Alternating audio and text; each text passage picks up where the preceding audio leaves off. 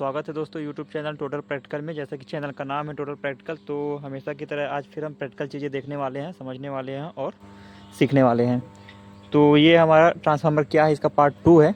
Part 1 में मैंने बताया था कि जो बीच में जो टैंक है और जो ये रेडिएटर है, जो कंजर्वेटर टैंक है, जो बुकुल्ज रिले है, ये सब किस मटेरियल के बने होते हैं और इन्हीं के बारे में हमने थोड़ा सा देखा था। तो वैसे तो अपना जो टारगेट है वो प्रैक्टिकल चीज़ें दिखाकर समझाना है, क्योंकि थ्योरी तो आप बुक में पढ़ लेते हो और ज़रूरी नहीं होता कि जो बुक में चीज़ें लिखी हुई होती है वो जल्दी समझ में आ जाए। तो अपना टारगेट यही है कि अपने को प्रैक्टिकल चीज़ें देखना है, सीखना है और समझना है, ताकि अपने को जो अपन सीखे देखें वो अपने को जल्दी समझ में आए, कंसिस्टेंट रहे और वो भूले ना, ताकि जब हम किस चीज़ को देखें हैं और फिर अगर उसके बारे में हम बुक में भी पढ़ते हैं तो चीज़ अपने को जल्दी समझ में आए। अपना ये टारगेट रहता है। तो अब हमने देखा था लास्ट में जो लास्ट वीडियो था, यानी कि जो पार्ट 1 था ट्रांसफार्मर क्या है का, तो उसमें अपने देखे किस मटेरियल का बना होता है और हमने जो कोर मटेरियल था हमने उसके बारे में भी देखा था। वो 4 ग्रेडिंग में आता है, M3, M4, M5, M6। और जो सिलिकॉन स्टील का बना होता है ये कोर, और जो ये सिलिकॉन स्टील है इसकी जो थिकनेस वेरी करती है, जो 0.23 से 0.35 mm तक वेरी करती है। तो आज हम देखेंगे कि जो CRGO स्टील है उसकी प्रॉपर्टी क्या है। तो चूँकि जो CRGO स्टील है वो सॉफ्ट मैग्नेटिक मटेरियल का बना होता है। अब ये मैग्नेटिक मटेरियल क्या होता है इसके बारे में हम नेक्स्ट वीडियो में डिस्कस करेंगे। इस वीडियो में अपन देखेंगे कि इसकी प्रॉपर्टी क्या है। तो चलिए स्टार्ट करते हैं। अब चूँकि ये सॉफ्ट होता है, यानी कि सॉफ्ट मैग्नेटिक मटेरियल है, तो इसकी कुछ प्रॉपर्टी होती है जो ये एग्जिबिट करता है। तो इसकी जो पहली प्रॉपर्टी वो ये होती है कि इसकी जो परमिएबिलिटी होती है, यानी कि जो मैग्नेटिक परमिएबिलिटी होती है ये हाई होती है। और परमिएबिलिटी क्या होता है, जैसे कि रेजिस्टेंस के लिए रेजिस्टेंस की प्रॉपर्टी जो होती है वो रेजिस्टिविटी होती है, इसी प्रकार जो मैग्नेटिक मटेरियल होता है उसकी प्रॉपर्टी परमिएबिलिटी कहलाती है। अब दूसरी प्रॉपर्टी क्या है इसकी, दूसरी प्रॉपर्टी ये है कि इसमें जो मैग्नेटो स्ट्रिक्शन होता है वो कम होता है। अब ये मैग्नेटो स्ट्रिक्शन क्या है इसके बारे में जान। तो जब ट्रांसफार्मर की प्राइमरी वाइंडिंग में AC सप्लाई अप्लाई किया जाता है तो उसमें चेंजिंग मैग्नेटिक फील्ड प्रोड्यूस होता है, जिसके कारण ट्रांसफार्मर का जो कोर है वो मैग्नेटाइज हो जाता है। तो मैग्नेटाइजेशन के टाइम पे जो ट्रांसफार्मर का कोर होता है वो अपना शेप और डायमेंशन चेंज करता है, तो इसको बोलते हैं मैग्नेटो स्ट्रिक्शन। अब इसके कारण क्या लॉसेस होते हैं वो देख लेते हैं। तो जो मैग्नेटो स्ट्रिक्शन के कारण जो फेरोमैग्नेटिक कोर है उसमें हीटिंग होता है, हीटिंग के कारण एनर्जी का लॉस होता है। ठीक है, ये पहला लॉस हो गया। और दूसरा ये होता है कि जो आप लोग ट्रांसफार्मर से आवाज़ सुनते हो, हमिंग की नॉइस, जैसे ये आवाज़ आ रही है अभी सुन पा रहे होगे, तो ये साउंड जो है मैग्नेटो स्ट्रिक्शन के कारण ही सुनने को मिलता है। तो ये लॉसेस होते हैं, ये हमिंग नॉइस आप लोग सुन पा रहे होगे अभी, ये देखिए।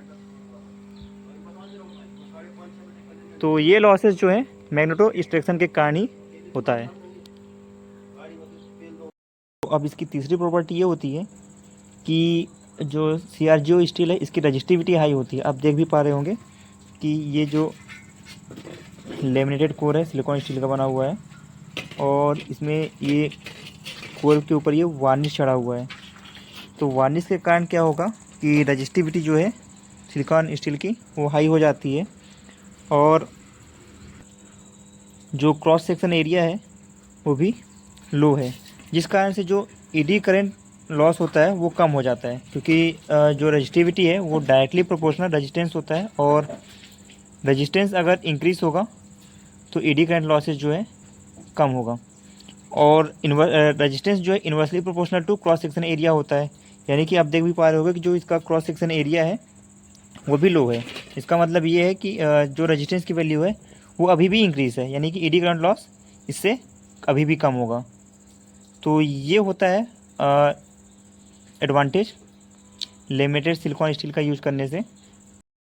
अब इसका चौथा एडवांटेज ये होता है कि जो CRGO स्टील है उसका यूज करने से एडवांटेज ये होता है कि इसे हाई स्टैकिंग फैक्टर मिलता है, यानी कि जो एक कोर तो ये है विदाउट वार्निश, एक कोर ये हो गया विथ वार्निश। तो जो रेशियो है without varnish divide by with varnish, अब विदाउट वार्निश को कहते हैं इफेक्टिव क्रॉस सेक्शन एरिया और विथ वार्निश को कहते हैं फिजिकल क्रॉस सेक्शन एरिया। तो स्टैकिंग फैक्टर रेशियो होता है इफेक्टिव क्रॉस सेक्शन एरिया और फिजिकल क्रॉस सेक्शन एरिया का। तो ये फैक्टर जो है ये हाई होता है CRGO स्टील में, और ये लगभग होता है 0.95 के आसपास।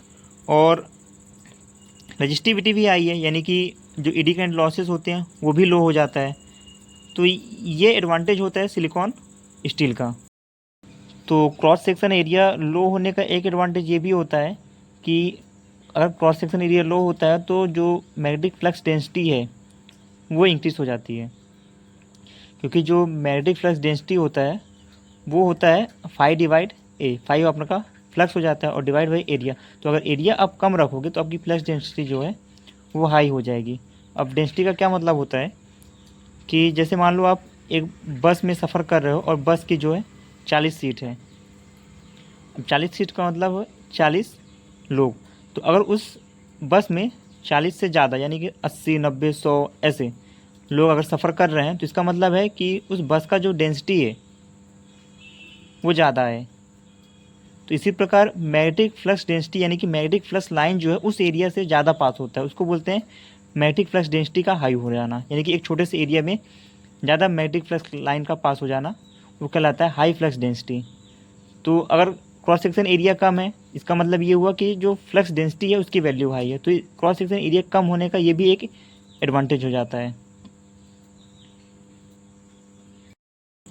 तो अगर हम ओवरऑल कंक्लूजन निकाल लें तो CRGO स्टील के बहुत ज़्यादा एडवांटेज होते हैं इस कंपेयर टू माइल्ड स्टील, इसलिए CRGO बहुत ज़्यादा यूज किया जाता है। तो